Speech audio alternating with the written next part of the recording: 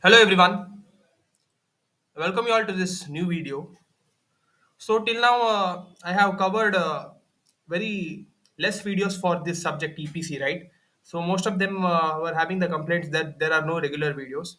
Why? Because I was working on some other stuffs of your seniors, that is for fifth sem and seventh sem students. I was working on model papers and how to do the videos for them. Why? Because they are having the exams first, right? And you people are having the exams 1 month after that. After them, you'll be having the exams, right? In the month of February, January and February, right? So that's why I thought to do their videos first.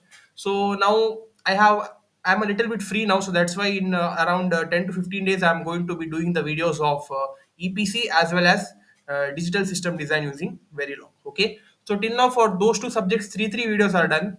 So now we are going to be continuing with the subject EPC. Okay, so just before this video, we had discussed with the concepts of biasing, VDB analysis, VDB load line analysis, Q point, and some types of biasing circuits. And along with that, we have analyzed it with some problems, right? Some example problems from this standard notes. Okay. So this notes I'm going to be pinning in the video's description. Go and access it and study it by your own, because this notes is very important from the final exam point of view as well as your internal point of view. Okay, so this is a very standard notes, guys. And if you want some handwritten notes, that also, if you mention it in the comments, if you want some handwritten notes, I'm going to be pinning that as well. That is my personal notes which I had taken down during my third sem. Okay, so that also I have. You just mention me in the comments, I'm going to be pinning that as well. Okay, so without wasting much time, let us continue with the concept.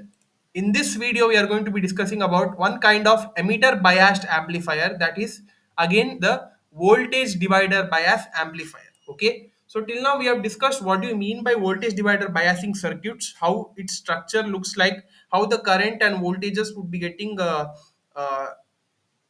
related with respect to the transistors which we are keeping, that is for both NPN as well as PNP transistors, how the current flows and what and all are the steps required to calculate the voltages and currents with respect to the resistances, everything we have seen in those previous videos, right? So in this video we are going to be mainly focusing on the amplifying part of this voltage divider bias circuit. Okay, based on the transistor kept in the middle here, we should be knowing about how this circuit gets amplified and how the signals are getting varied with respect to different nodes here. Okay, so this is the input wave where we are passing on 100 microvolt wave. Okay, so this is a standard signal, input signal. You could be varying this variable signal. Okay, so in this example, in this figure, they have kept it constant to around 100 microvolt. Okay, and these are the two resistances, R1 and R2, that is 10 kilo ohm and 2.2 kilo ohm.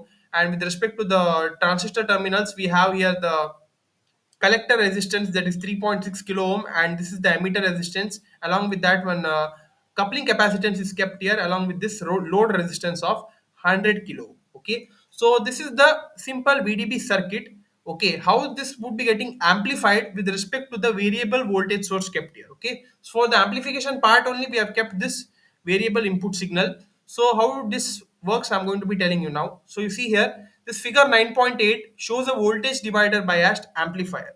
So now in order to calculate the DC voltages and DC currents, we should be opening all the capacitors, that is the quiescent or the Q point values for this circuit would be uh, varying with respect to the opened capacitors. Okay, here. Okay, so now you see here, VB can be calculated as 10 into 2.2 divided by 10 plus 2.2. Okay, because these two are in parallel here, because they are not directly connected. They are getting separated by this one coupling capacitance. So that's why these two are not in series.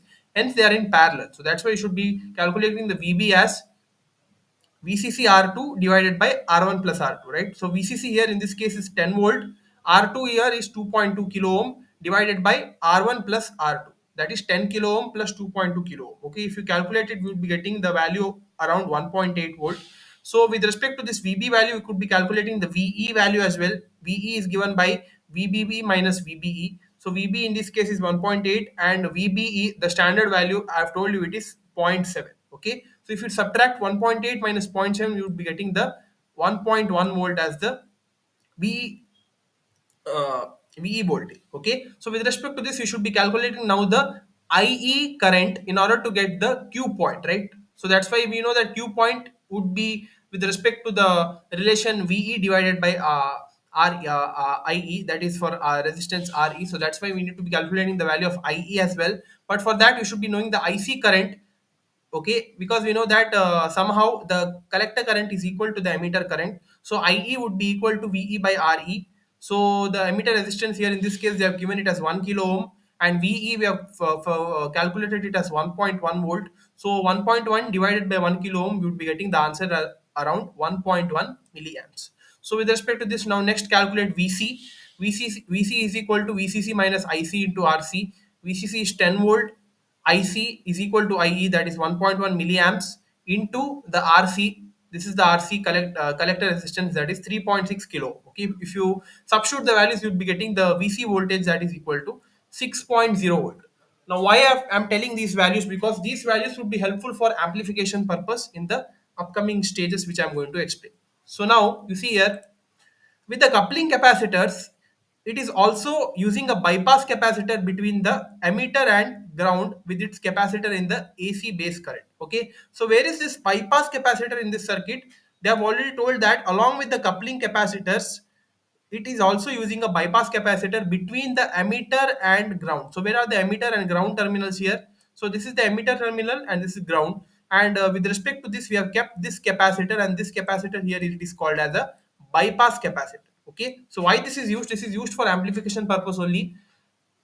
Without this capacitor, the AC base current, that is I suffix B, would be much smaller. Okay, so that would be negligible. But for the amplification purpose, we need all the currents to be getting actively participating with respect to all the terminals of transistors. So that's why in order to avoid that, we are using this bypass capacitor, because without this capacitor, the AC base current would be much smaller. So with this capacitor, we get a much larger voltage gain. So that is one drawback. If you introduce that bypass capacitor, you would be getting much larger voltage gain. So in order to work the bypass capacitor properly, its reactance must be minimum 10 times less than the resistance at the lowest frequency of the AC signal. So that's why in order to be balancing this circuit, because when we use the bypass capacitor, the base current would be much smaller. In order to get activating that, we are using a bypass capacitor, but if you use that, we would be getting one larger voltage gain. So that's why there is no balance between the voltage and current. In order to provide a proper balance, this reactance term, that is the reactance part, would be coming in picture. So in order to balance that, we should be making the reactance 10 times less than the resistance. Okay, in other words, we could be saying simply that XC, that is the reactance, should be strictly less than zero point 0.1 R. That can be also called as 10 times lesser than the resistance. Okay, so that's why in order to balance this circuit for pure amplification, we should be introducing a bypass capacitor. So what is the functioning of bypass capacitor? It introduces the emitter current, sorry, it introduces the base current. In the previous stage it was much smaller. So if we introduce this base current, what would be happening here? We get the larger voltage gain, so there would be circuit imbalance. So in order to imbalance it, we should be making the reactance 10 times less than the resistance. So that's why you would be getting this relation with respect to amplification. For pure amplification for VDB amplifier, we use this reactance equation as XC is less than zero point 0.1 R. Okay.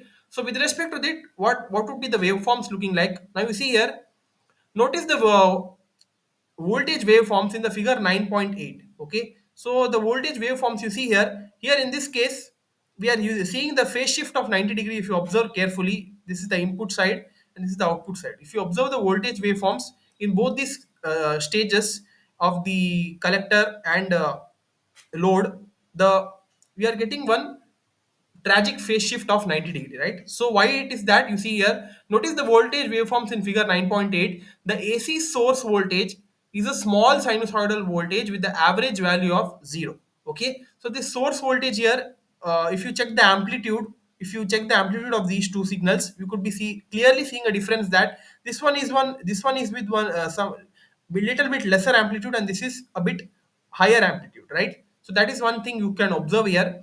The base voltage is an AC voltage superimposed on the DC voltage of 1.8 volt. The collector voltage is an amplified and inverted AC voltage superimposed with the DC collector voltage of plus 6.0 volt. The load voltage is same as the collector voltage, except that it has the average value of 0. you should be also noting that the voltage at emitter is a pure DC of plus 1.1 volt, which I have already calculated. Okay, VE emitter voltage because of the bypass capacitor. So because of this bypass capacitor coming in picture, you would be getting the value of this VE as 1.1 volt. Okay, because if there is no bypass capacitor, we won't be getting any base current. So without base current, we cannot be calculating the base voltage as well. So without this base voltage, this VE also cannot be calculated. So that's why this bypass capacitor is playing a very vital role in this VDB analysis amplifier, right? So with respect to this statement, you should be clearly observing that the input or DC voltage has the amplitude of around 1.8 volt, and after the circuit gets amplified, the amplitude gets extended to the value of plus 6.0 volt at these two terminals, right? So that's why we are getting this drastic change in the amplification part. We should be also noting that the voltage at emitter is pure DC of plus 1.1 volt. Okay, so now since the amplification is pure amplification with respect to the bypass capacitor used, so you would be getting the pure DC voltage as the emitter voltage, that is 1.1 volt. Okay, so this was all about the VDB amplification part. Hope this explanation is clear to you all. Okay, so just go through it once again. Whatever I've told you, just recall it and try to understand once again. Okay. In the next video, we are going to be discussing with one more amplifier that is called as two supply emitter bias amplifier. Okay. So this is one more interesting topic. What do you mean by two supply? So that and all we are going to be seeing in the upcoming video. So stay tuned. Like this video, subscribe to our channel, keep supporting us. Thank you.